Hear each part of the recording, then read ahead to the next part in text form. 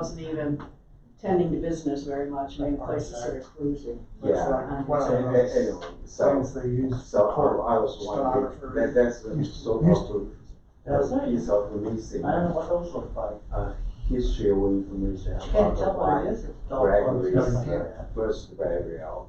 No tombstone, no dedication, and no name tag for 12 years. I'm wondering what that sure is. Oh, that's the Wilbur Mansion. Okay. Where we were located. Yeah, we used to be there. Oh, That was very cool. there's a little bit. On University Avenue. It was over on the south side of University Avenue, pretty close to Prospect. Okay. Yeah. And not far from the high school. You know, I walk up north, just have walked along there fairly often, so. I think that was restored and turned into a single family It was residence. owned by Yes, it the was. guy who did the reworking of the hill, I think. That No. building, no, not that house. No. That same guy. Who is it that lives there? He had something to do with computers. One of those, That's what I'm thinking of. big famous Yeah. programs. His wife's in computing at the U of I too. Yeah, Their names are both escaping me. yeah, but it wasn't that house. No, Oh. I think the guy that did the lodge was in one of the other houses, but I couldn't tell you which one. Oh.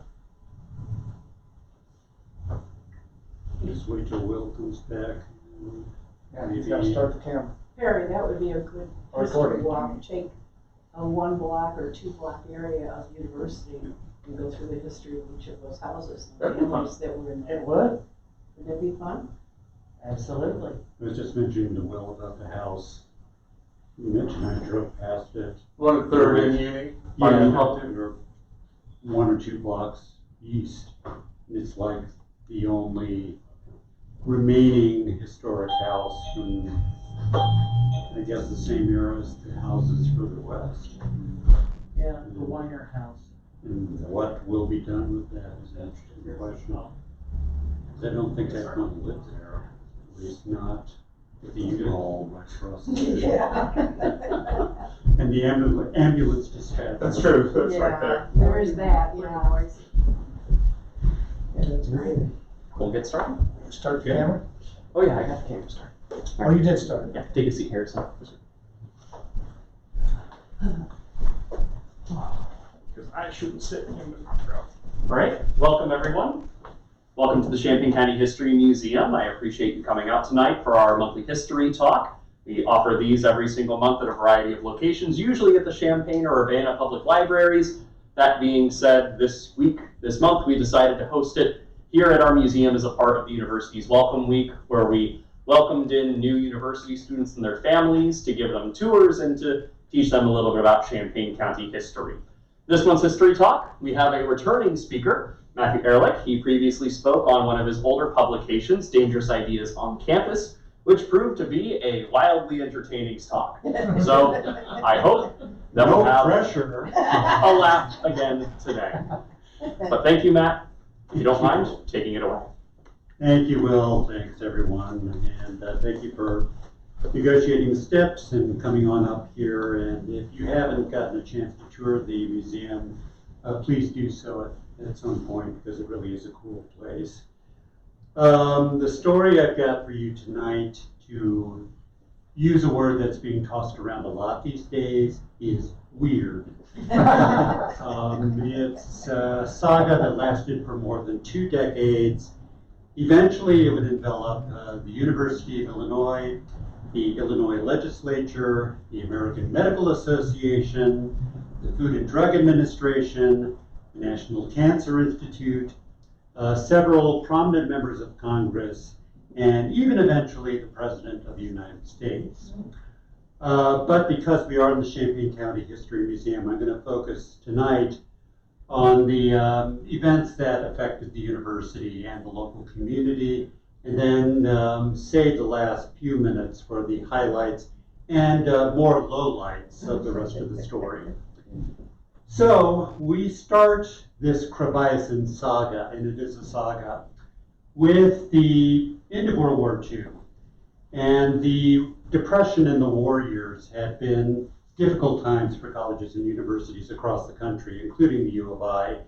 In 1943, the American Council of Education had said that the university was saddled with what it called conservative and even reactionary senior professors and administrators. But the post-war era brought hope for change. And the ad that we see here is from 1946. It's from the Daily Illini. And I pulled out part of the text that's down there at the bottom.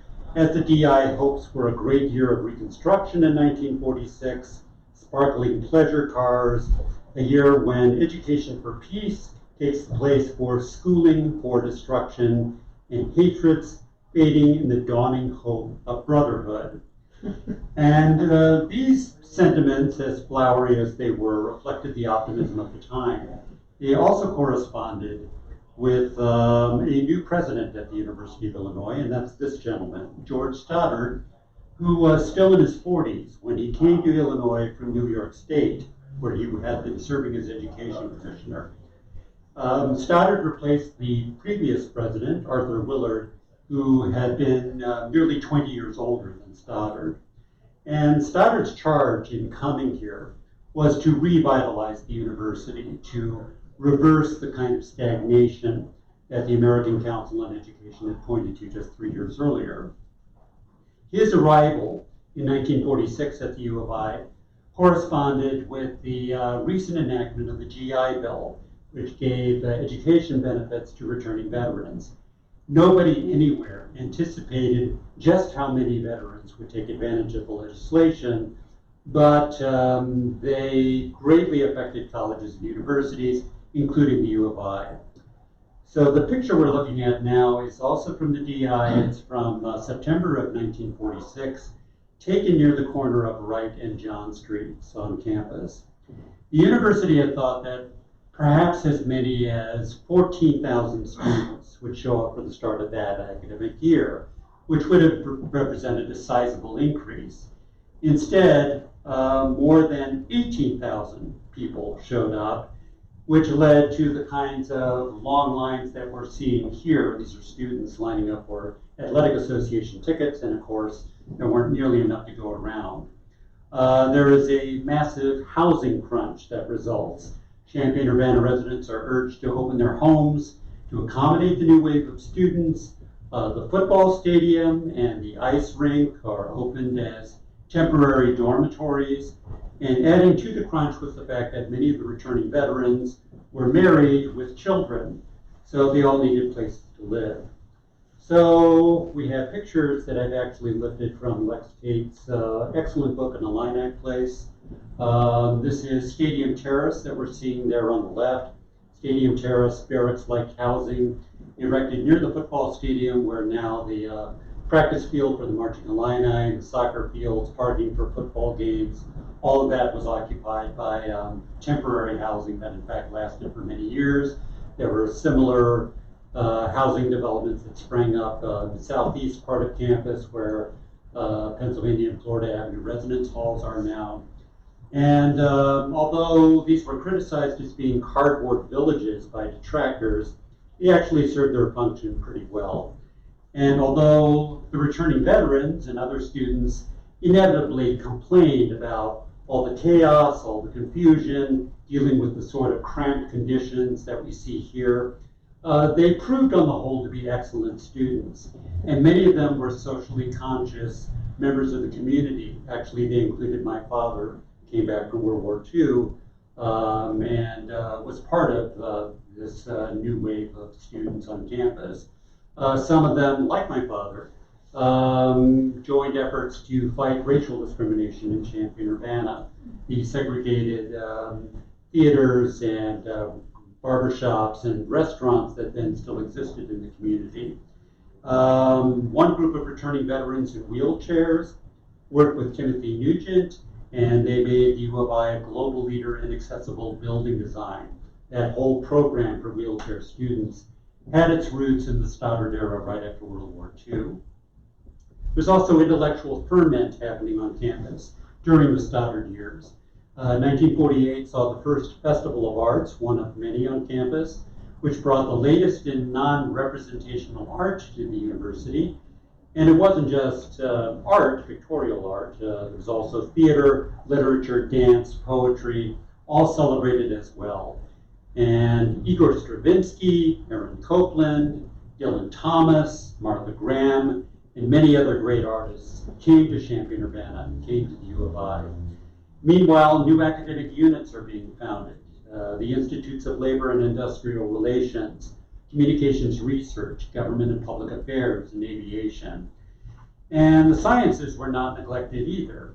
The building of the Iliac 1 computer, which is on the left there, helped the U of I become a leader in computer science, and the university also would become a leader in solid-state physics. Up till that time, the university had found it hard to attract top-flight scholars to come to central Illinois. One physicist in New York City reputedly turned down the U of I by saying, "You know, I love subways and I hate cows." And that situation changed. And most famously, the gentleman on the right there, John Bardeen, came to the U of I in 1951. He would become the only two-time Nobel laureate in physics. So how was the university able to do this? Well, maybe for one of the only times in its history, it actually had the money to hire pretty much anyone that they wanted to. The Commerce Dean at that time, now the Geese Business School, Howard Bowen, who was the Commerce Dean, later wrote many years later in his memoirs that he heard talk during the late 1940s that the U of I had more operating funds than any other university in the history of the world. So a very rare period in U of I history. And Bowen, for his part, took full advantage of this. You know, usually if you're trying to rebuild an academic unit, maybe you get 1 or 2 hires per year. Bowen was able to hire more than 50 faculty and rebuilt the economics department and made it one of the top programs in the country almost overnight. So that was the kind of change and the pace of change that was happening on campus. But as often is the case, all that rapid change came at a cost. New faculty were brought in at higher salaries than those of the older, longtime faculty. There's salary compression. There are resentments about that. New ideas like Keynesian economic theory are taking hold, and practical business training, the traditional mission of the College of Commerce, seemingly was taking second place to that. And so this becomes an issue. It becomes a big concern on campus. On top of broader suspicions of George Stoddard being an internationalist. He did a lot of work for UNESCO, which of course was founded after the war along with the United Nations. And he also was accused of being dangerously irreligious, which arguably he was, and also dangerously liberal. When I say he was irreligious, he was pretty openly agnostic. Dangerously is probably overstating things. But still, there's a lot of suspicion growing about George Stoddard, and this is all corresponding by 1950 with the deepening of the Cold War worldwide. The Korean War erupts in the summer of 1950. Joseph McCarthy launches his red baiting campaign. And so the College of Commerce in particular and the Stoddard presidency in general become the targets of a great deal of backlash. And the center of the backlash was the News Gazette. And its managing editor at the time, if I mispronounce the name and somebody knows that I'm mispronouncing it, please correct me, Eddie Jackman, who was a U of I graduate, a former sports editor, I believe, of the Daily Illini. And the editorial that I'm quoting from here in this slide came from May of 1950. he quoted a faculty friend, probably one of the dissident faculty, the older dissident faculty in the College of Commerce, who said, we don't want a Harvard or University of Chicago here in the black dirt country. And then Jack Wynne added his own comment that, you know, given the pace of change at the U of I, it was inevitable that there are going to be ultra liberals, ultra leftist individuals on campus, but there's no excuse for not getting rid of them.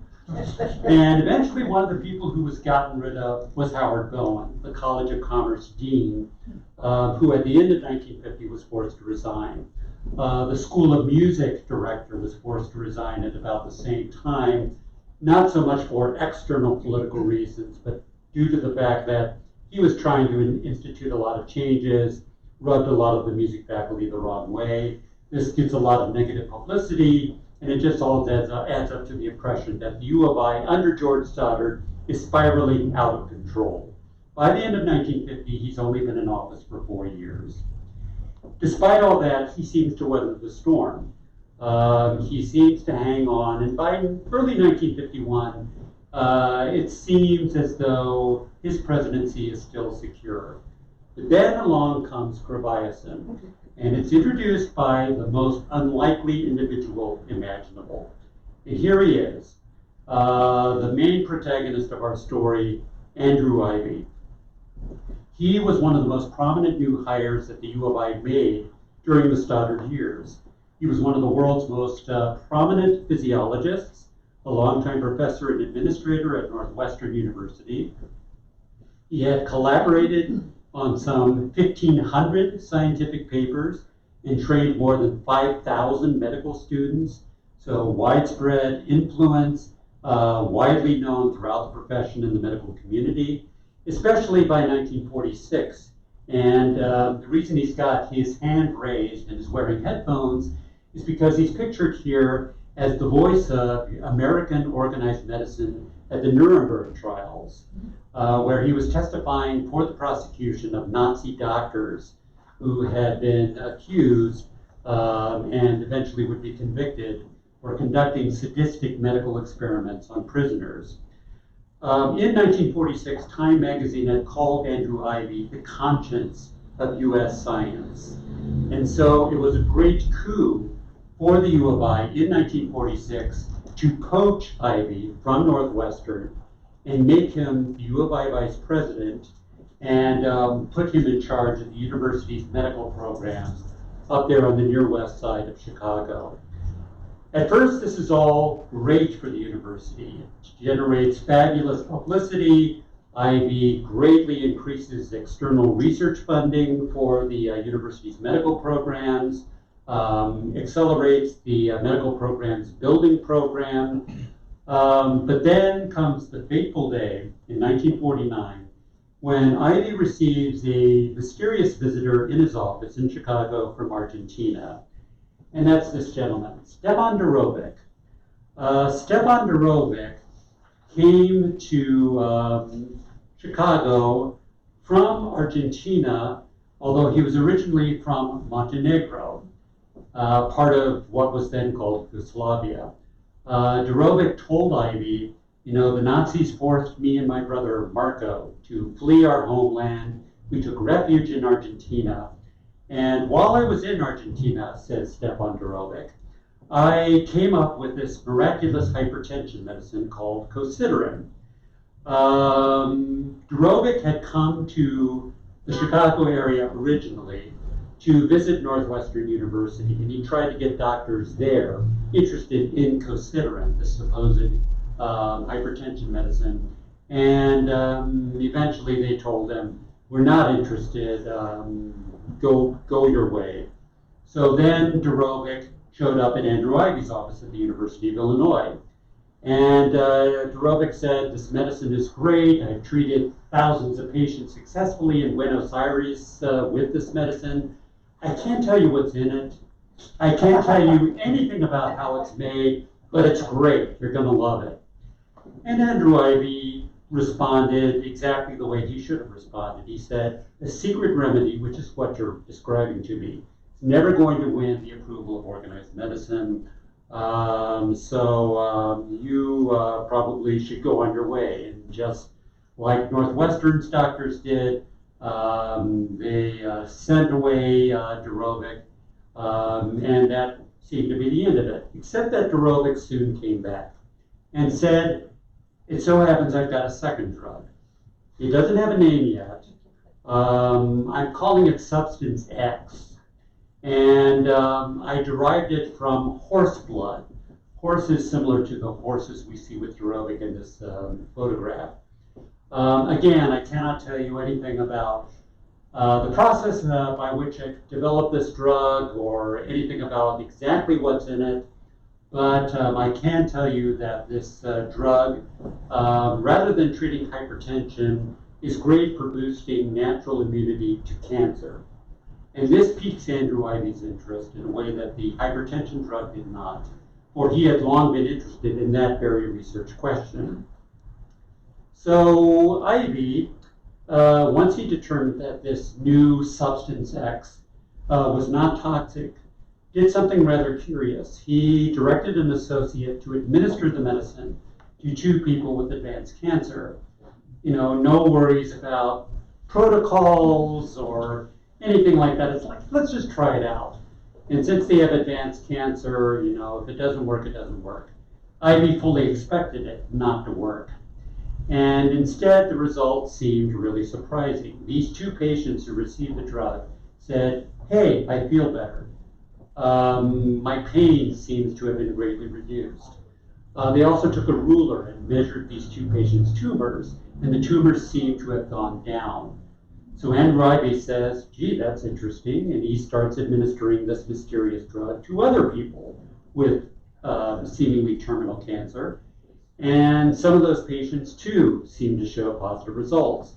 So Ivy starts to think he's achieved a genuine breakthrough in cancer treatment. And it didn't seem to matter to him that he and his associates were not cancer specialists, or that the original 2 patients who had received this drug soon relapsed and died. Ivy thought, well, the problem is that I just didn't administer enough of the drug to these 2 patients. Ivy similarly ignored warnings, and he started getting warnings pretty quickly from other scientific colleagues, including people who were well-versed in cancer treatments, that injecting foreign substances, even like milk or vegetable broth, could trigger a brief immune reaction against tumors or around tumors without otherwise affecting cancer in any way. Nor did Ivy acknowledge that patient reports of pain reduction did not equate effective cancer treatment, and that such reports often could be attributable to the placebo effect. You give somebody, say, a substance and say, "I think this may help you," people are bound to say, "Yeah, I think I do feel better." And as for Stepan Durovic, he apparently believed that he was going to get rich, especially after his brother Marco also arrived in Chicago from Argentina to help him promote this new drug.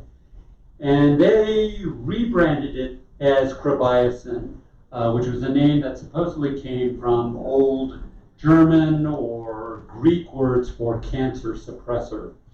And without consulting Andrew Ivy first, they dissolved the entire supply of Krebiozen in mineral oil and sealed it in ampules like this, which made it very easy to distribute to potential customers, but also made it extremely difficult to figure out what exactly was in the ampules, especially since Durovic insisted that this medicine was so powerful that this tiny, minute amount was all that was needed to put in the ampules of mineral oil. And they continued to refuse to tell Ivy any details of what was in the medicine or how it was made. But Ivy was undaunted. He called a meeting in Chicago's Drake Hotel in March 1951 to try to interest other doctors in the medicine. Unfortunately, a publicist that he had been working with got wind of this event and decided on his own initiative, apparently, to publicize it by sending out a news release to the Chicago press that said as follows: "The battle of medical science to find a cure for cancer has achieved its realization. And the result, of course, as you can imagine, was that uninvited reporters descend on this meeting.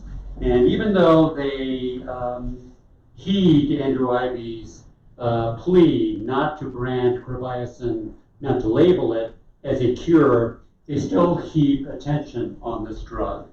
This is from the front page of the Chicago Tribune the next day, saying, you know, it has had a dramatic impact on cancer sufferers.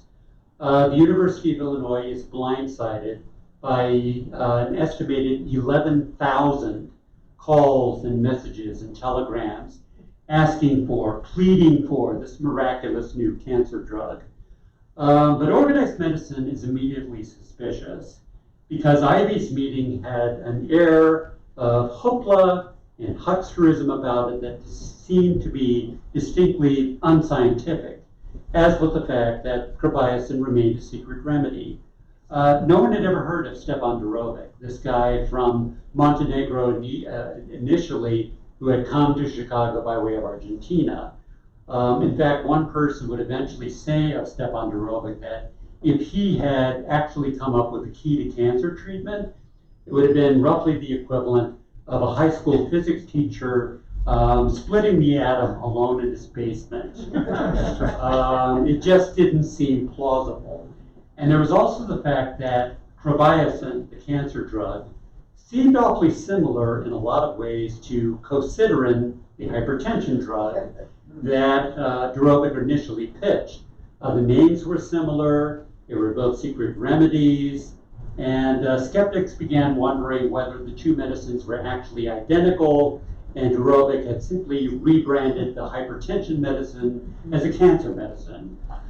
So the American Medical Association, which then as now was based in Chicago, launched an investigation of Krebiozen.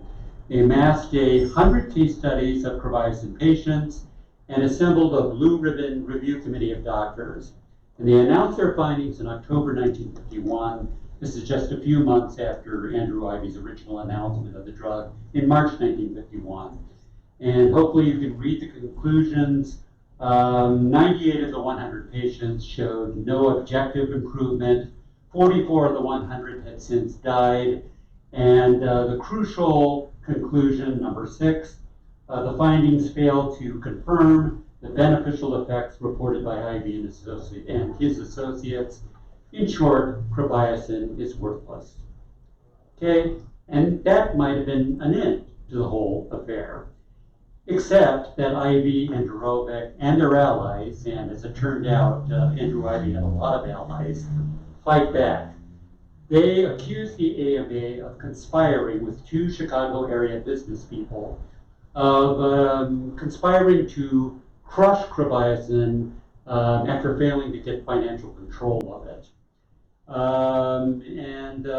The 2 business people who are part of the people being accused of this conspiracy actually had helped bring Durovic to Chicago to begin with, and they believed that they had a legitimate financial stake in the drug.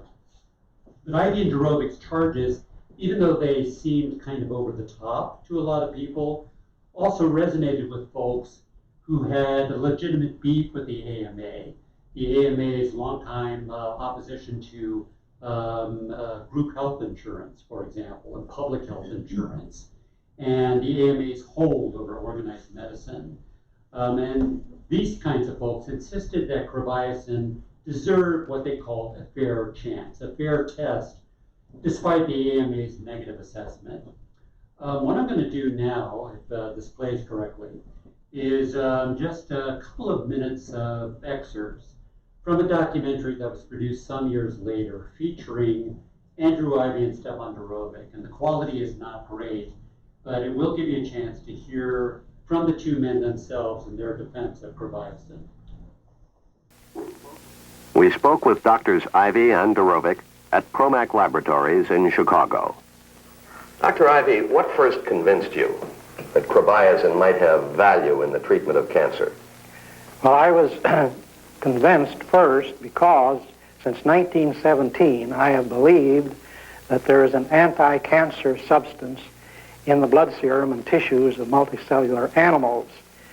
When Dr. Dorovic came to me in August 1949 and told me that he had isolated such a substance from the blood serum of horses and had shown that it is effective, and I saw the protocols in dogs and cats with spontaneous advanced cancer, then I was convinced that it should be tried on the human patients with advanced cancer.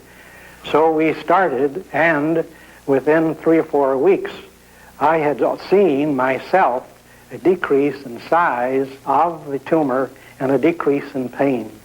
If all this is true, Dr. Ivy, why is organized medicine so strongly opposed to Krebiozen? Because in October 1951, a report was published in the Journal of the American Medical Association, which concluded that Krebiozen had practically no value, or implied that it had no value, and it also mentioned that Krebiozen is a secret remedy.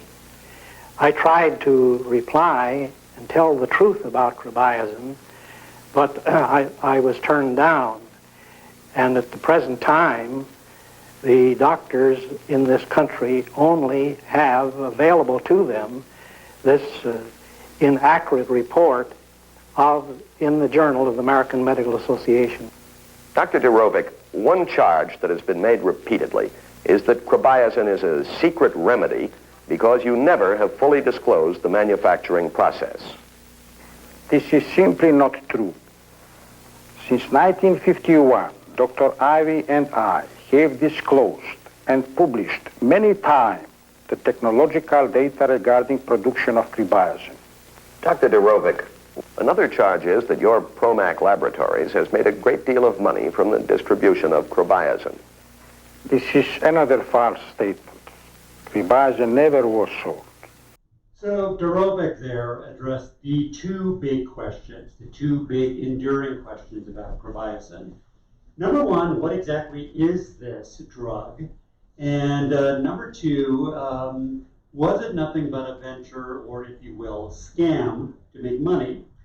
And Dorovic's answers, although he was always very insistent that it was all above board, the answers never seemed completely satisfactory. Again, not even Ivy seemed to know everything about how the medicine was made or what it contained. Dorovic would drop hints here and there. It involved stimulating horses' immune systems and then applying chemicals to their blood to extract some kind of powder that then went into mineral oil. But the full details would always remain a mystery. And as for whether the drug was being sold, it was true that Dorovic and his brother had no license to do that legally. So what they did instead was they asked for what they called donations for Krebiozen to be distributed for experimental use. And the suggested donation was $9.50 per ampule, which in today's money would be a little over $100. So it was not cheap. This all posed a considerable challenge for George Stoddard, the controversial president of the University of Illinois. His vice president, the number 2 person at the university, is pushing this highly sketchy drug. So Stoddard decides he's not going to take the AMA's word for it. He's going to ask the university to conduct its own independent assessment. He appoints a committee headed by U of I medical professor Warren Cole to examine Ivy's Krebiozen case studies. And this committee, the Cole Committee, issues its report in September 1952. The news clippings that we're seeing are, again, from the Chicago Tribune.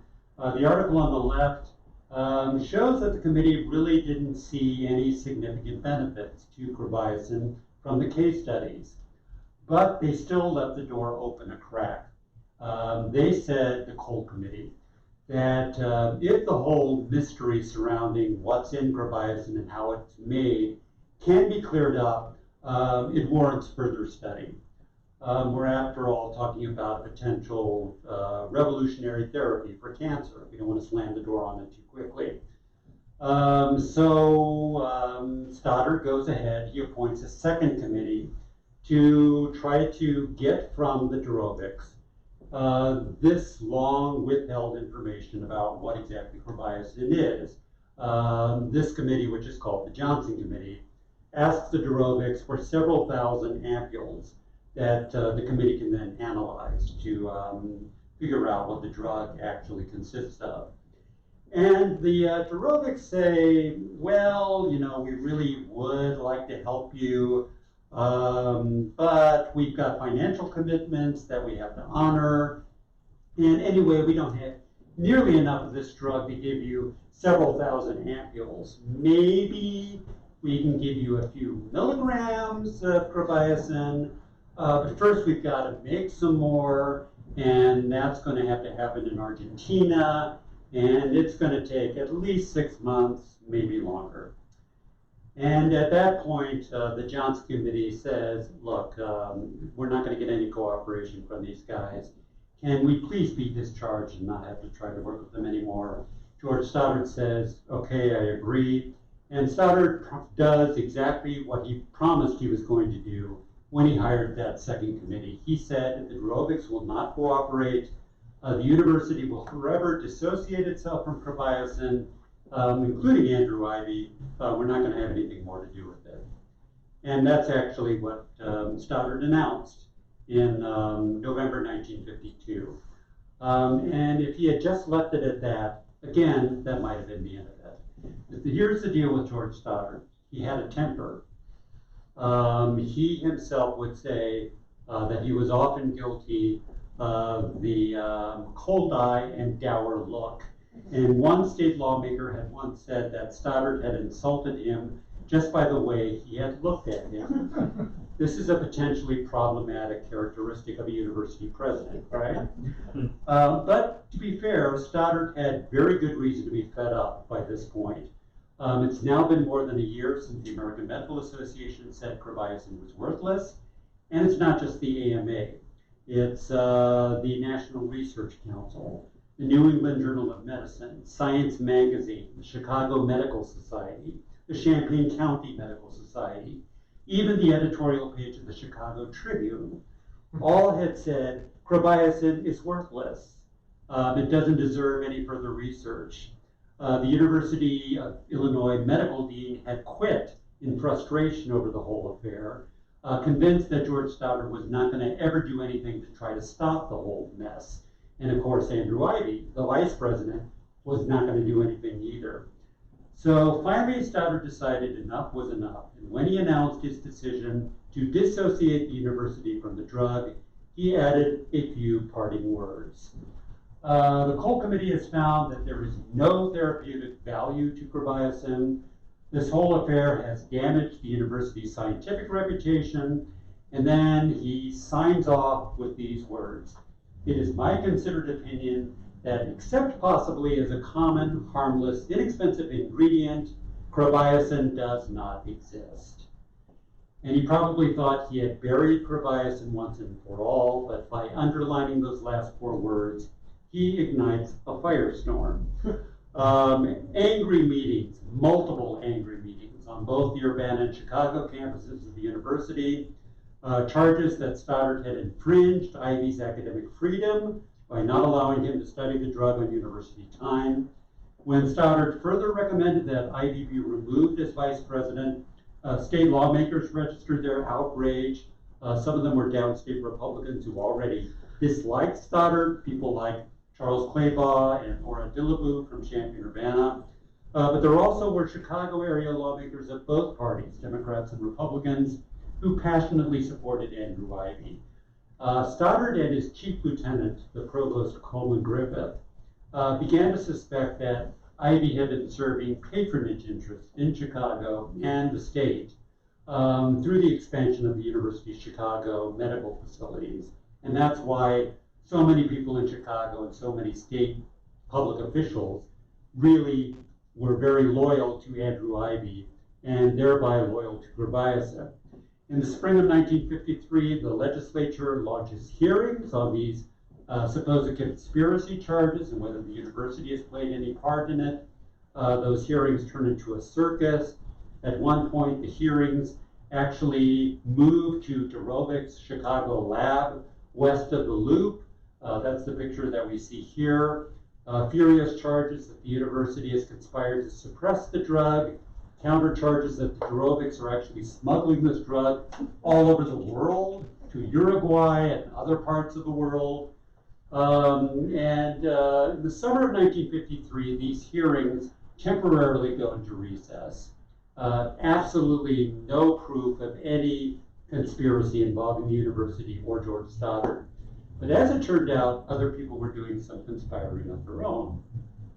And in July 1953, there is a marathon Board of Trustees meeting taking place at the Illini Union. And round about midnight, the trustees asked Stoddard and Coleman Griffith, the provost, just step out of the room for a little bit. And then a few minutes later, they call back in Stoddard and say, we have just voted no confidence in your leadership. And Stoddard, who is utterly blindsided by this, immediately writes out his resignation. The trustees also fire Coleman Griffith as provost, and they relieve Andrew Ivy as vice president, although Ivy remains on the medical faculty. And who is the trustee who calls for this vote against George Stoddard? None other than the gentleman on the left, Red Grange, the galloping ghost, the famous Illini football hero, eater of Wheaties by the early 1950s. And he has been working with the gentleman on the right, Hart Livingston, who was then president of the Board of Trustees. Both elected on the Republican ticket to the Board of Trustees. The board was popularly elected at that time. Livingston is actually seen displaying George Stoddard's resignation note. And their whole rationale for asking for Stoddard's resignation was that there simply had been too many controversies in the 7 years he had been president. But Stoddard had his own rationale, his own belief in why he was fired. He said as follows: Krebiozen is to all this as slavery was to the war between the states. There were other factors, but it needed a trigger, and Krebiozen was the trigger that got rid of George Stoddard eventually. So Stoddard's forced resignation is huge news. It was eclipsed in the Chicago Tribune only by the end of the Korean War. Although the Stoddard dismissal still warranted its own banner headline in the Tribune. There's a mass rally defending Stoddard in front of the president's house in Urbana. The widespread denunciation of Stoddard's ouster elsewhere in the state, elsewhere in the country. Almost lost amid the ranker was what the Courier actually included in its headline, was the fact that Ivy also had lost his job, just as Stoddard and Griffith had done. The News Gazette, of course, was very happy about Stoddard leaving, but the other newspaper in town at that time, the Courier, had its own take, and its editor, Bob Sink, saying that Krebiozen was nothing but a fast buck operation, and also making the observation that the American public enjoys a good medicine show. And even though it knows that snake oil really isn't going to help, it's nice, at least for a little while, to be fooled. The Courier editorialized that really this whole business needs to come to an end. And that was sage advice ignored by the Illinois legislature. The hearings continued for a few more months before finally in early 1954, they give up no findings of any conspiracy, no findings of wrongdoing involving anybody after all that, except for George Stoddard. And then, even then, his only stated sin was of making untactful statements. The university remains forever dissociated from Krebiozen. George Stoddard's order from 1952 dissociating the university never is overturned, so untactful or not, he had given the university a lasting gift by severing the university from this whole thing. But even though that was essentially the end of the U of I's involvement of Krebiozen and the end of the local angle, it was not the end of the Krebiozen saga. So now quickly, because we're coming to the end of our time, I'm going to just walk through some of the highlights and lowlights of the rest of the story. George Stoddard wrote a book in 1955 criticizing the whole Krebiozen affair. And after not being able to suppress the book, Andrew Ivy sued him for libel for $360,000, quite a big sum in those days.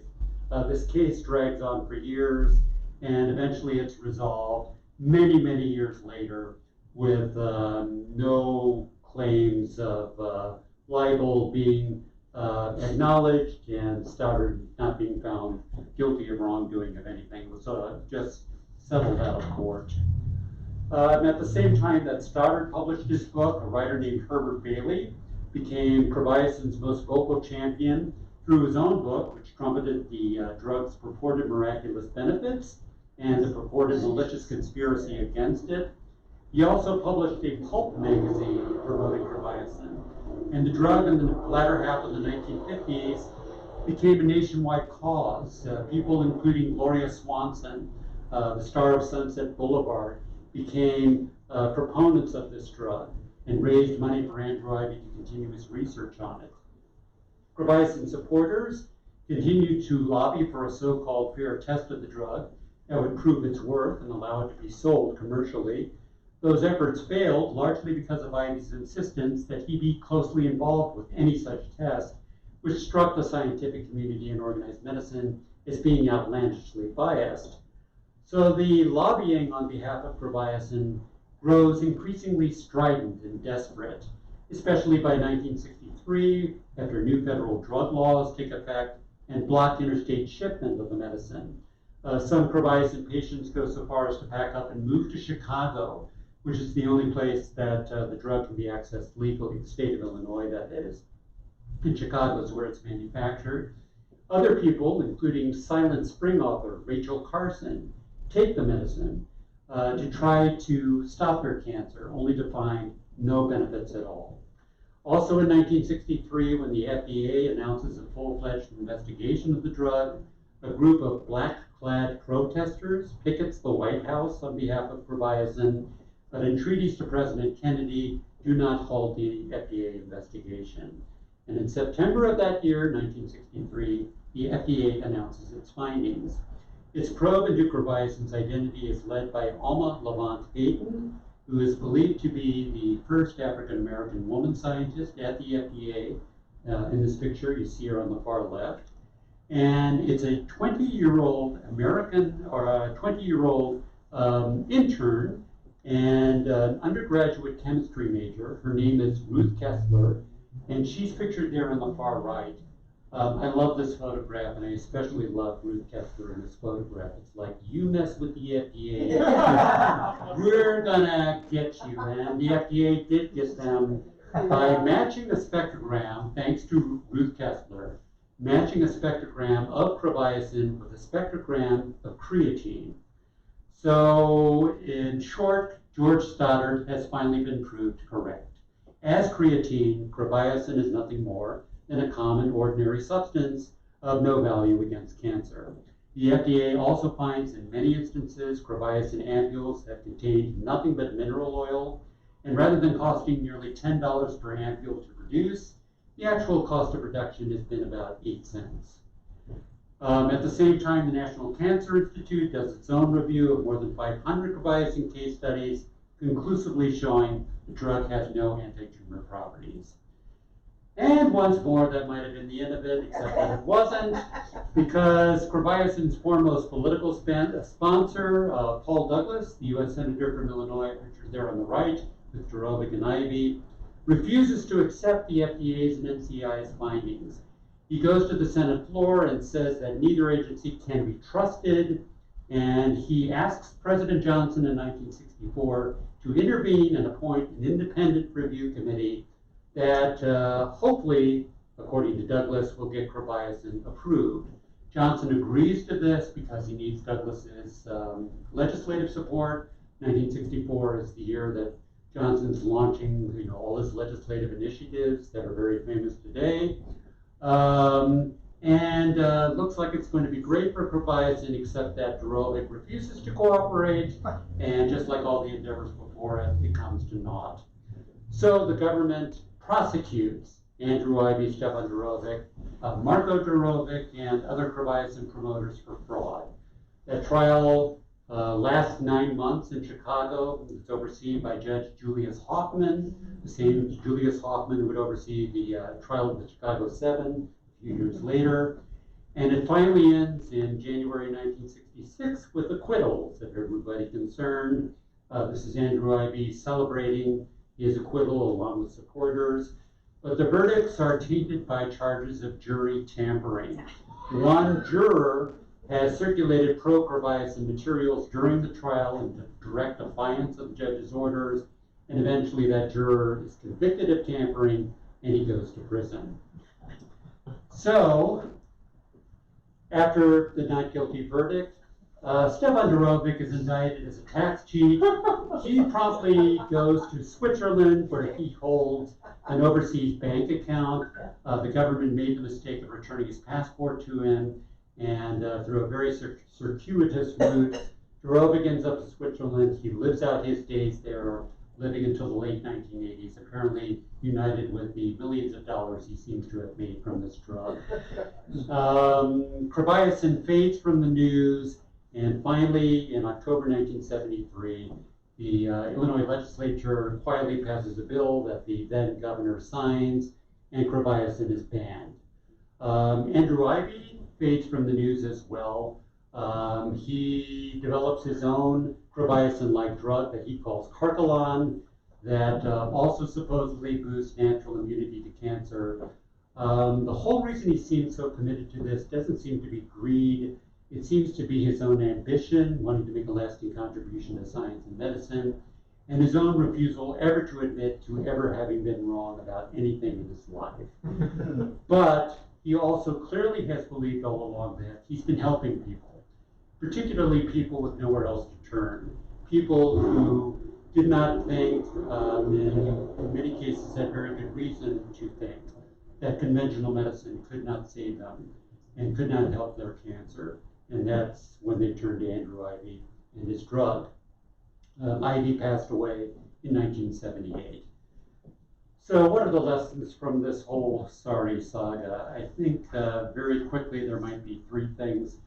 First of all, today's concerns about political interference with higher education and with mainstream science and medicine, they're nothing new. They've got ample historical precedent, and Krebiozen is a prime example. A second lesson is that quackery can really do a lot of damage, and there was a lot of damage done to the U of I and its reputation, especially its medical programs in Chicago from this whole affair.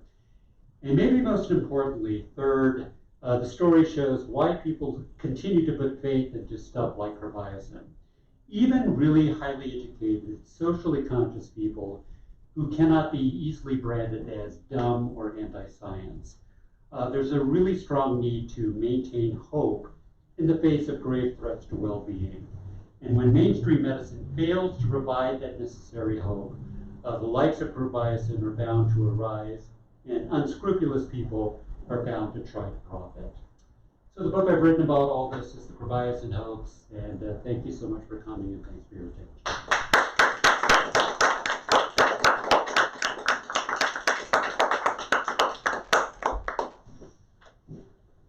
All right, if there are any questions, you can ask them now. Do you think, you sort of summed up Ivy as a kind of, it's the arrogance that made him continue down this path. But he had such a good reputation beforehand. I mean, it seems was there something that happened that turned him, or was all of that, I mean, when you say 5,000 articles or, it's sort of like somebody else must be doing a lot of that stuff because no human being could possibly have done. So is it just, I read that whole section in your book with great interest because it never made sense to me. Yeah, and it's never going to make sense. Honestly, Like nothing else in this. I wish there were a definitive answer to this. The last chapter of the book, which Lex has been kind enough to buy and read, is called Whatever Happened to Dr. Ivy, and I took that from a Life magazine profile from 1964. It was like, how could this guy commit himself to this drug and stay committed for so long? And they came up with several potential theories. They interviewed some of his erstwhile admirers. You know, could it have been greed? Could it have been something else? And the best possible answer seemed to be like, well, he was in his late 50s and seemed to be starting to think about the whole arc of his career. And it's like, you know, this could be something that really will cement my reputation forever. And so that's what got him interested in at least trying the substance to begin with. He worked during a simpler time when a physiologist, someone of his stature, could do pretty much whatever they wanted. And if they wanted to try this drug on a couple of people with advanced cancer and the patients didn't object, sure, go ahead and do it. And if they seem to show positive results, you know, let's keep doing it and see if it has any positive impact. And when people start telling him, no, you can't do this, I think it's just a matter of human nature. He just folds his arms and says, no, you're not going to tell me what to do. I think it's got value. I'm going to keep doing this. And you're not going to stop me. And, you know, he paid a terrible price. His whole reputation was ruined. He got ousted from his administrative post. He lost the respect of the scientific community. That clearly was important to him. But he never reversed course. And I think that's just pure stubbornness. And it's like, this is going to work. This is going to work. It's going to work. Eventually it's going to work, and I'll be proved correct. And, you know, there are other examples of that, and I think Andrew is a prime example. That said, it's just a theory, and I don't think we're ever going to know for 100% sure what motivated him. If he had just retired after World War II, then his reputation would have been, you know, he He would was have. too young to. Yeah, You know, that's also an interesting thing. I mentioned that he was in his middle to late 50s, which now seems extremely young. Yeah. But back then, you know, there was a mandatory retirement age at the university at that time, which eventually was 68. That's how the university finally got rid of Andrew Ivy. He was still on the medical faculty. He held a tenured appointment. And the university finally said, you know, you gotta go. Because of the law, it's the law Yeah. that says you gotta go. And finally vacate your space that you're still holding in the university's laboratories. Ivy's legislative allies went so far as to try to change the university retirement age, boost it to age 75, so that the university would be forced to retain him and maybe force the university to allow Ivy to continue his research on Krebiozen. But David Henry, who was then the university president, said no. That's not going to happen. And Ivy got the board of trustees. David Henry had much better relationships with the board of trustees than George Stoddard did. And so Ivy finally retired and was able to get an unsalaried research appointment at Roosevelt University in Chicago. So he still had some sort of university connection. But yeah, I think he felt the clock ticking and thought that this was going to be something really amazing. And you know, a lot of people were telling him, this has saved my life.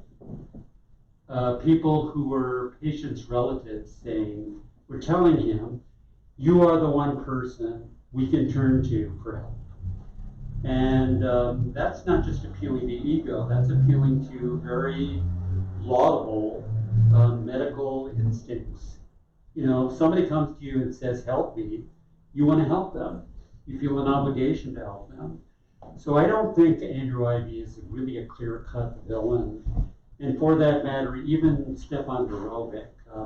I personally don't think Stefan Dorovic was an out-and-out scam artist. At least he didn't start the whole thing with the intention of defrauding people. I think he thought he had come up with some sort of miraculous cure on his own, as a lot of people do. You know, this is going to change your life. I'm a true believer. And so he somehow convinced Andrew Ivy, and those two together were not necessarily good for each other's interests, especially not Andrew Ivy's. Should have stayed at Northwestern.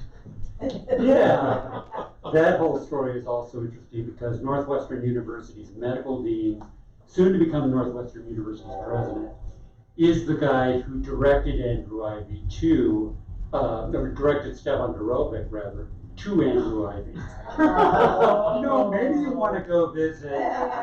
Maybe you want to go visit the University of Illinois, and I'm wondering whether that was intentionally aimed at. Yeah. Well, since you quit Northwestern and allowed yourself to be poached, you deal with this guy. But of course, never anticipating that Andrew Ivy actually would be taken in by the sir. What was Andrew's scientific background? Chemistry or He was a physiologist, and I don't pretend to know everything about physiology. It's essentially, as I do with the science of the internal workings of the human body. Right. He did an astounding range of studies. He worked with the Navy during World War II. He was doing research on everything like the physiological impact of parachute jumping, because the paratroops were active during the war. The conversion of salt water to potable drinking water, again, that was a military partly funded effort. He did research into venereal disease. He did research into vitamin deficiency, and cancer was just one of many things that he was interested in. But he was not an oncologist. He was also not a clinician. He didn't work with patients. He worked in experimental labs. And so he really didn't know what he was seeing with patients. He was not really qualified to interpret the results the way that someone who was much better versed with cancer treatments and with dealing with patients firsthand would have been. And none of the other people he was working with most closely were well versed in it either.